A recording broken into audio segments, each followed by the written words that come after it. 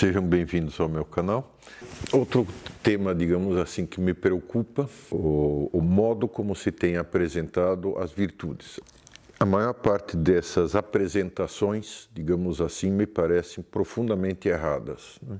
Por exemplo, a virtude é mostrada como se fosse algo que ajudaria você a obter sucesso, quando a virtude verdadeira deveria te levar a perceber que o sucesso é praticamente nada. Os medievais gostavam muito da imagem da roda da fortuna, né? No alto é uma roda mesmo, né? No alto está o rei, né? E ele diz reino, né? Reino em latim, né? A um quarto da roda ele está caindo, né? E diz regnavi, reinei, né? Depois ele está embaixo sendo triturado pela roda e não diz nada porque não tem mais condições de falar nada. E depois, aos 3/4 da roda, ele está subindo e diz regnabo, reinarei, né? E a pessoa que corre atrás do sucesso, ela se encadeia justamente a essa roda, né? Porque o sucesso é transitório, é passageiro. Está cheio de empresários ou de CEOs, etc. e tal, que uma vez que se aposentam, ficam completamente frustrados porque não tem mais o que fazer. Virtude deveria te levar justamente a superar essa mentalidade de que fazer é aquilo que nos complementa. A primeira fase da virtude é a reflexão sobre a vida, o que realmente, em última análise, eu quero atingir. E se isso não faltar, quer dizer, se eu uso coisas que parecem virtude para obter coisas transitórias, dinheiro, simpatia, likes, né? Para satisfazer a minha vaidade, para satisfazer a minha ganância, para satisfazer tal, não é virtude, é pseudo-virtude, é hipocrisia, é uma falsa aparência de virtude. Outra mentira que é muito comum, né? Basta você agir como se tivesse a virtude que você acabará ganhando a virtude, né? Também isso é falso, a virtude não é um hábito operativo, a virtude exige uma transformação gradual, demorada, mas uma transformação gradual do conjunto das pessoas. A virtude, pouco a pouco, vai te levando a educar não só o modo como você age, né?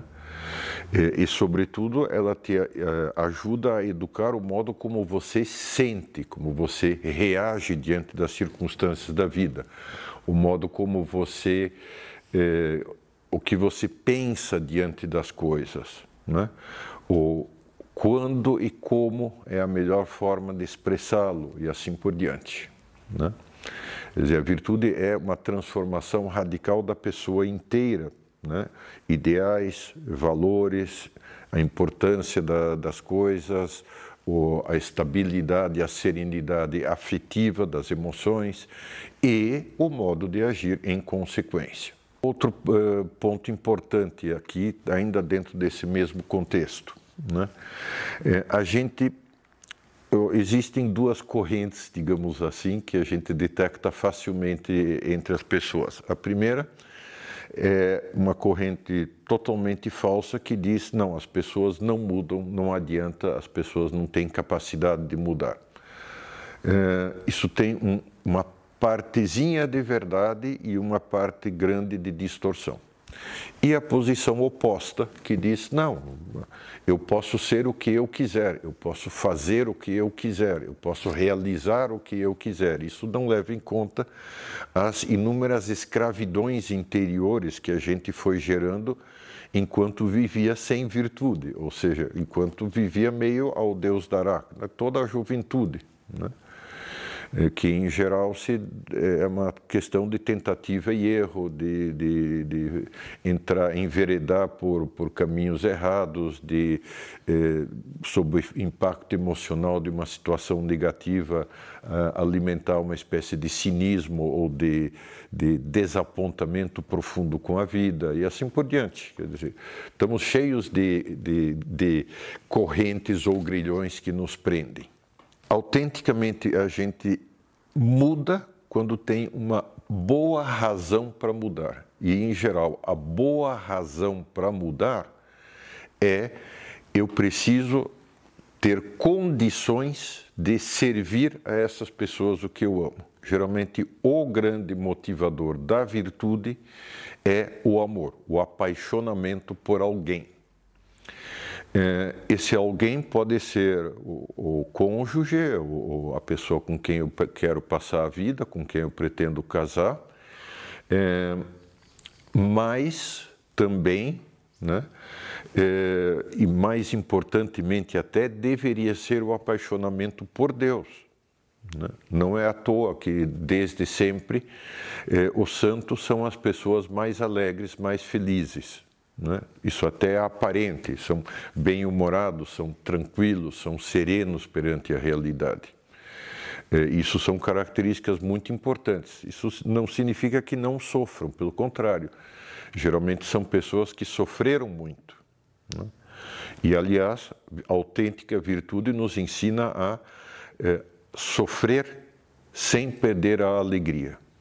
Né? Capacidade de sofrer sem perder a alegria jamás, como se diria em castelhano. Né? Para algumas coisas o castelhano é muito bom porque é uma língua enérgica, é uma língua que, digamos assim, formula as coisas com dureza, mas com ânimo, com desejo de vitória. Esse desejo de vitória nos falta muito atualmente e talvez no Brasil mais agudamente do que em outros lugares. Né?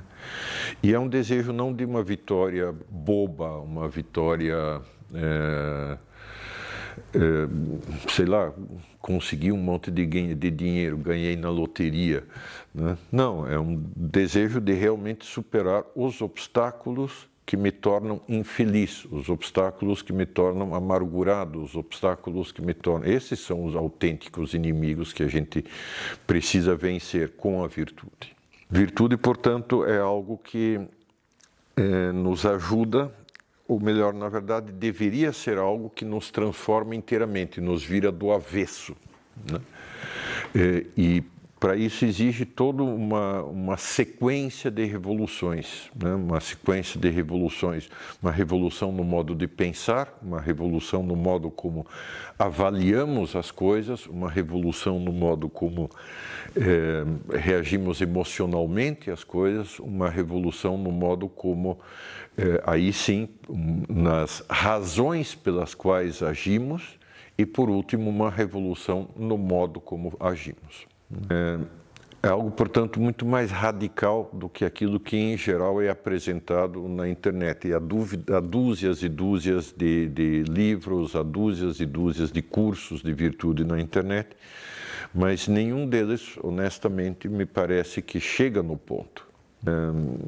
Simplesmente, digamos, são bom mocismo, né?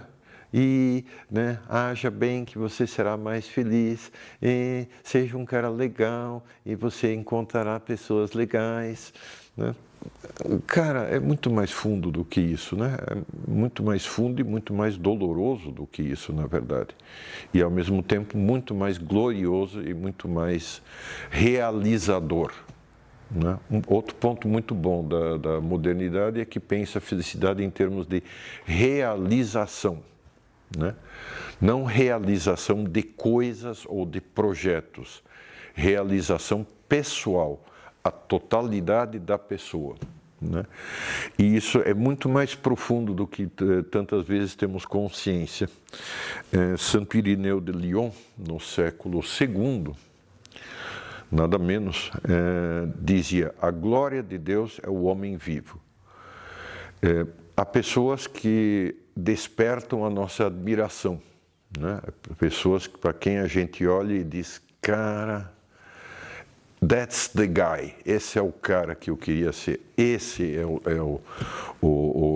né? Isso sim é que é um modelo, um ideal de vida, né? E essas pessoas refletem, no fundo, pelo menos uma pequena fração de Deus, né? Então, por trás de uma autêntica virtude está uma sede de ser como Deus, né? E é isso que ela deve ser.